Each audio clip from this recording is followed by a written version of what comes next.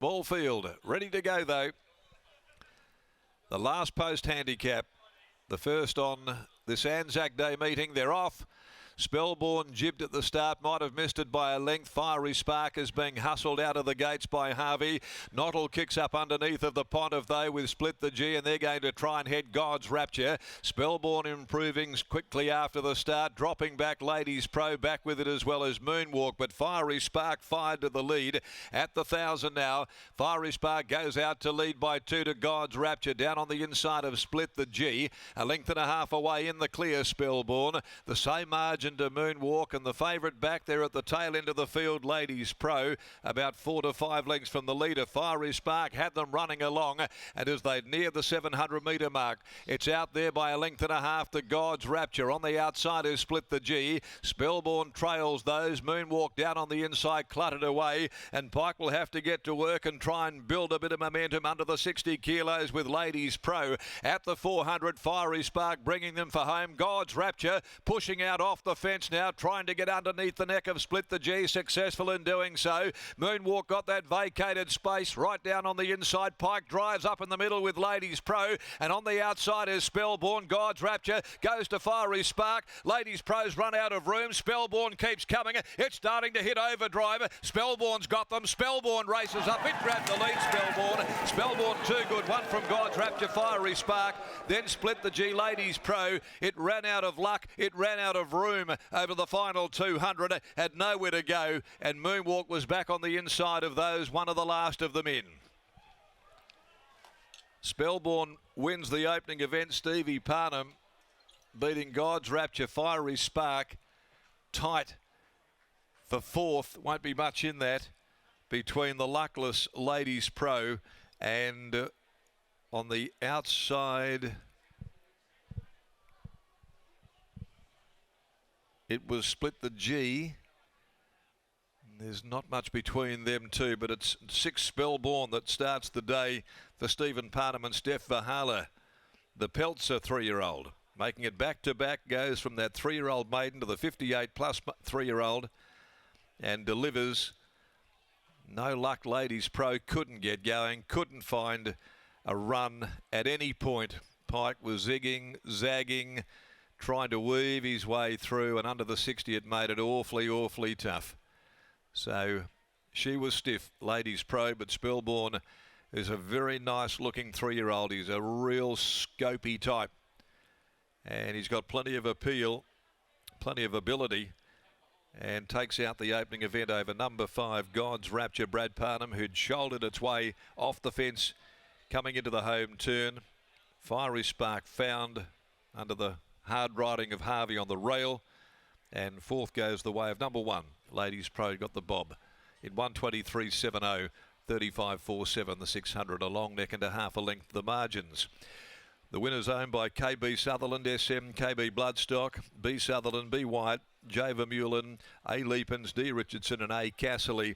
A Peltzer to Tuba 3-year-old, and trained by Steph Vahala, Stephen Parnham in the saddles. Second home in the race, God's Rapture by Playing God, Brad Parnham. Fiery Sparks by Ole Kirk, Paul Harvey. Race 2, we go to the Reliable Asset Maintenance Handicap over 1800 for the next at 144. 6 arrangement is the scratching. Lockie joining us downstairs now here with Steph Vahala, and he's a nice type of a horse there. He's got a lovely look about him. He's got the look of a horse who'll win more races. That he does, Darren. Thank you very much. As Steph Vahala joins me now. Steph, congratulations on the victory. It looks like you have another nice one on your hands. Yeah, we really like him. He's been getting his mouth open as well, so we put the crossover on and definitely done the trick, and yeah, he's going to keep improving. Has he always been a horse that you've held in high regard, or has this preparation surprised you to some extent? No. We thought he'd sort of get to a Guineas last prep, but he sort of, after his first up run, he sort of went off the boil, and then yeah, he's sort of matured since. You touched upon his tendency to get his mouth open, and you had to make the gear change with the crossover going on. How did you view the way he relaxed with that gear change today? Oh no, it was really good. Like he's sort of bred to get that 2,000, so we're sort of really trying to just get him to settle, and then yeah, like I said, once we get over a mile, 2,000, I think we'll see the best of him. One of my favourite mares, Soldanelle. She'll go around later today, maybe for the wrong reasons, being one of my favourites. But how's she been since that last effort? She pulled up amazing. She was very close to retirement, so.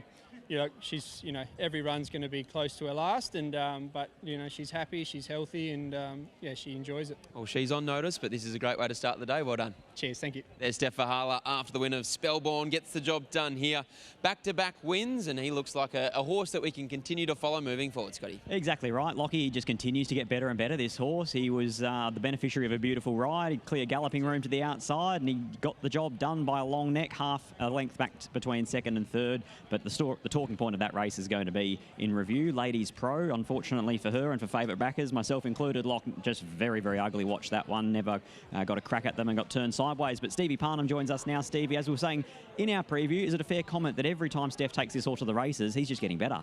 He certainly is, yeah. He had a few luckless runs in his first preparation, but still didn't really know what he was doing, and progressively got better, and he had a noseband added to him today, and he settled as well as anything. And I'm very happy with the way the race panned out for us. We're in the clear, and we're able to sort of, dictate the race how we wanted. Coming into the race, I was thinking it was going to be really slow and stop-start, but it looked like Paul actually set a really good tempo in the end. Yeah, it could have very well been. These small fields can often throw up a few question marks, but yeah, Paul sometimes just likes to take the initiative, and if his horse is good enough, he can go with it. But that just ensured that we had a nice run race then from a perspective of all of us having good chances, and yeah, it was good that mine was able to come on top. He may well not make it that far into the preparation, but in winter at Belmont Park, there's some nice 3-year-old races. Does this bloke belong at that level?